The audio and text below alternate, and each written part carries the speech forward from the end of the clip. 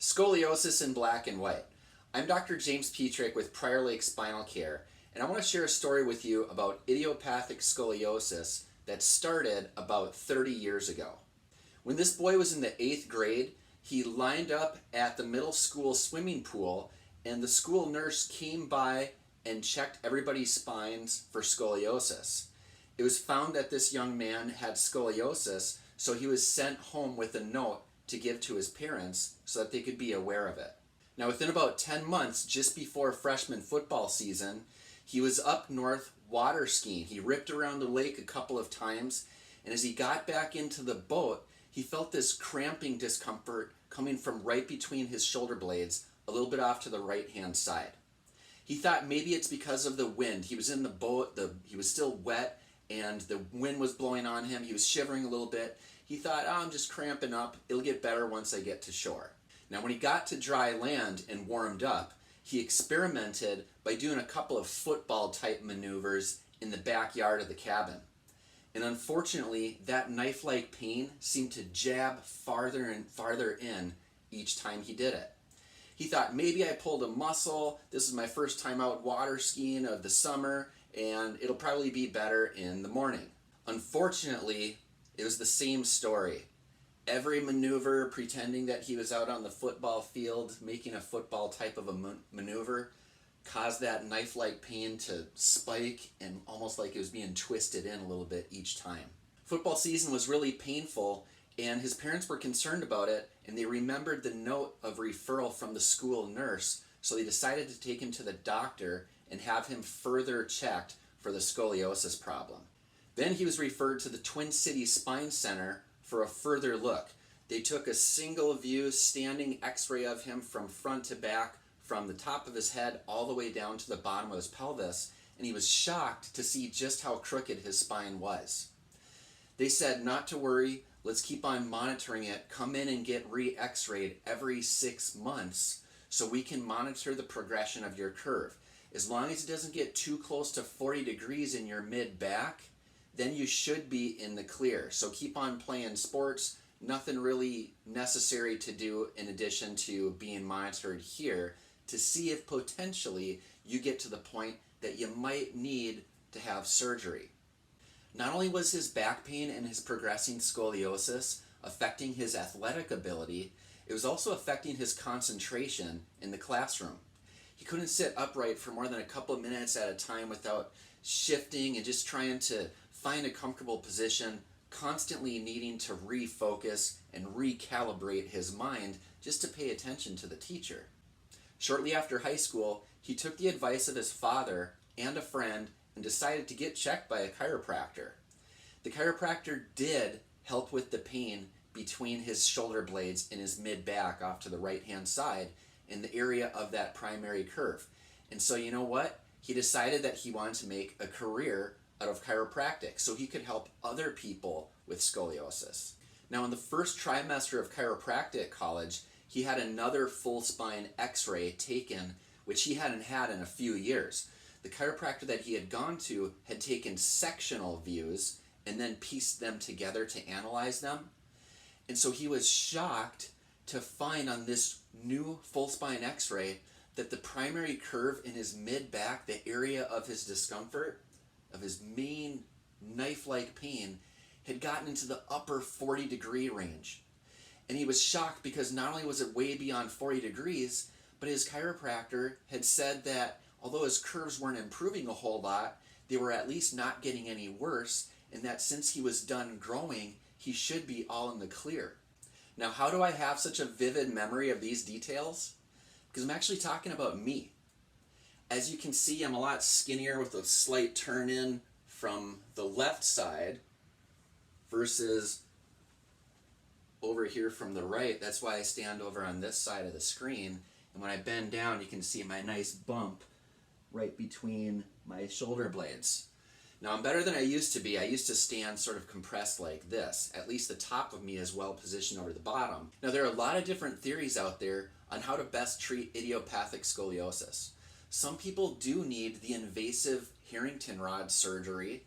Some people might benefit from orthotic bracing, more often not than being the case. physical therapy, yoga, stretching, and of course chiropractic. Now in chiropractic college, I was amazed at how many different ways there were for treating the spine. So I had the muscle stimulation, electrodes stuck to my spine to try to contract and relax different muscle groups. I had the table where they stretch you out this way end to end. I was seeing different chiropractors in private practice, out in the field. Of course, the people on campus were doing their best to help me, but nothing was really helping. And in addition, not only was my curve getting worse to this point, I was also starting to have that knife-like pain in the lower left side of my low back, where that curve was progressing. But then, as fate would have it, I was playing some football with some friends, and I actually broke my wrist. I don't know if you can see that scar right in through there. And anyways, after the surgery, my wrist still wasn't quite the same. And I couldn't do high velocity traditional types of chiropractic adjustments anymore. I needed to find something that was going to be gentle on my own wrist. I was halfway through chiropractic college, my curves were getting worse to this point, and I got a broken wrist. And so it was not a happy time. But you know what? It forced me to come to an epiphany. It forced me to look at the spine and think differently. So I was literally in my bedroom off of 82nd Street and Penn Avenue there in Bloomington next to the chiropractic college. And I walk up to my plastic model spine and I'm about to say, what in the world is wrong with my spinal column? However, I could not get the word column to come from my lips. Spinal and right there I froze, and that's where the epiphany started. I realized that, hey, the spine is not a column. My spine certainly isn't a column. It's crooked. I have curves from the side, as you should have, curve from the side in the neck, a curve in the mid-back that goes like this, and then another curve in the lower back that goes like this. My spine certainly wasn't a column, and nobody's spine is a column.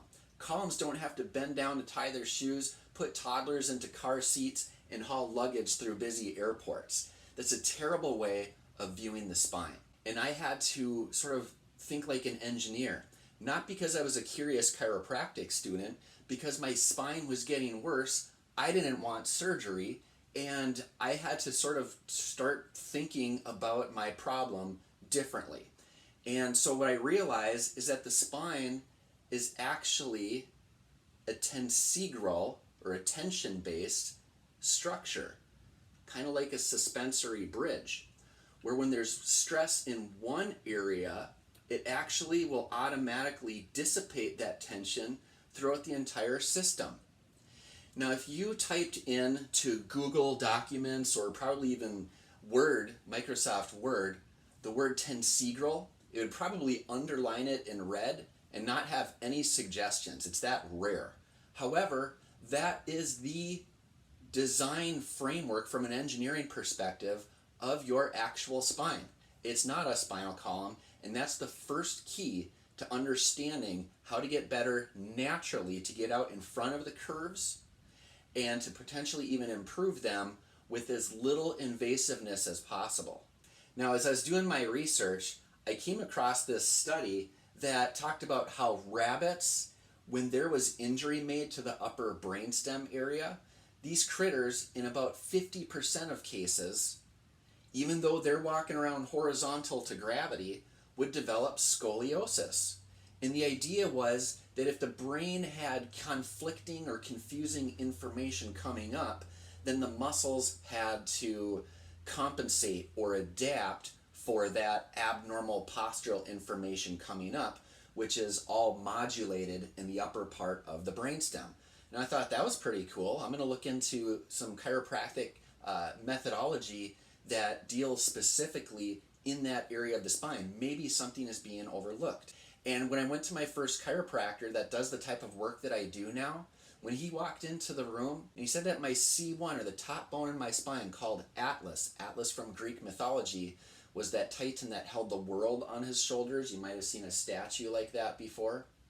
So your world is your head, is your brain, is your skull, and that's about a 13-pound bowling ball that has to balance on top of that little 2-ounce atlas vertebra.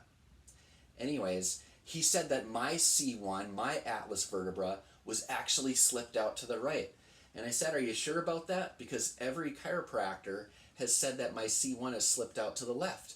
And in fact, you can feel the tip of that vertebra right there, called the transverse process, sticking out right there. You can feel it over there.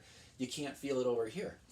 And he said, in our work, not only are we measuring the misalignment from the front and from the side, we're also looking from underneath or from the top. And it's not just about measuring angles. It's also about the geometry.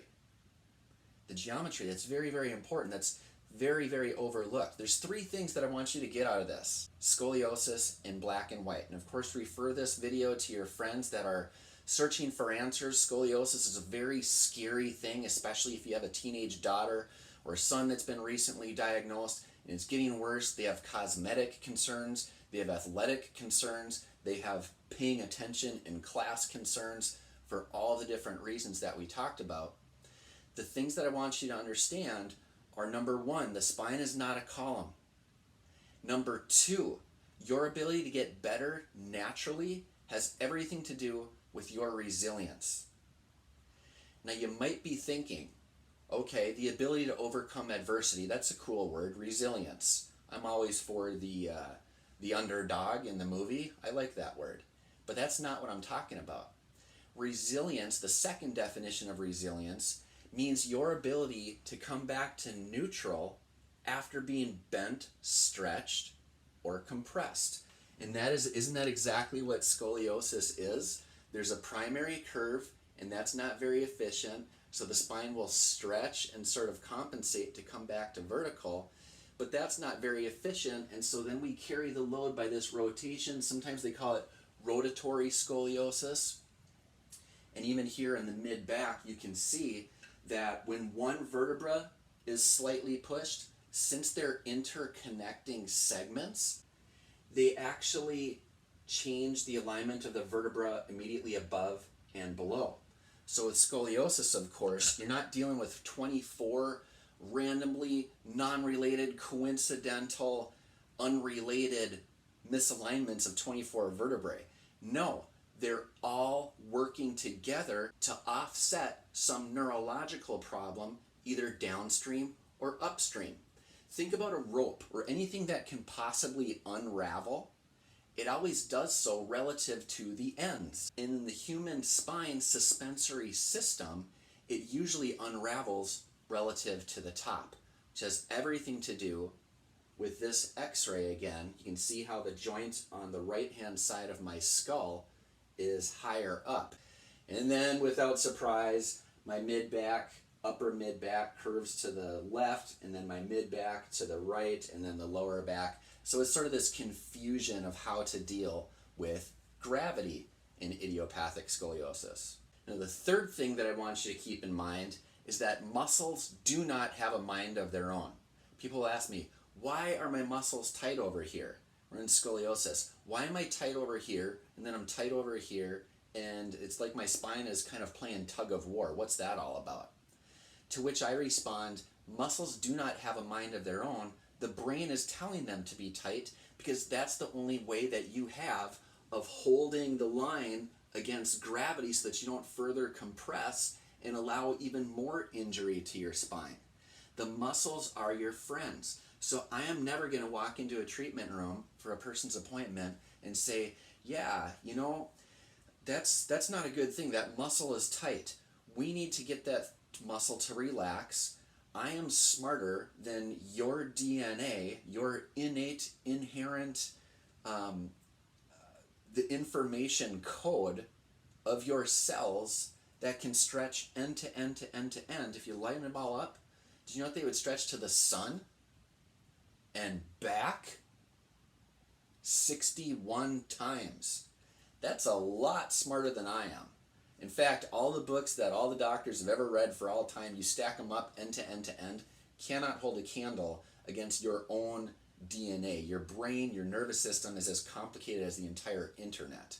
So those tight muscles are there for a reason, and we have to say the most valuable thing probably in idiopathic scoliosis is to say, why are those muscles tight? Why are those vertebrae out of balance? After doing this work for 20 years and the results that I've received as a patient, going to my chiropractor who specializes in this exact work that I've dedicated my life to has been the single best thing that I've done for my health. And I want you to benefit from it as well. You've heard some of my stories. I want to hear yours. I want to find out, how resilient is your spine? I'm Dr. James Petrick with Prior Lake Spinal Care. This has been Scoliosis in black and white. Stay ahead of the curve, and I'll talk to you soon.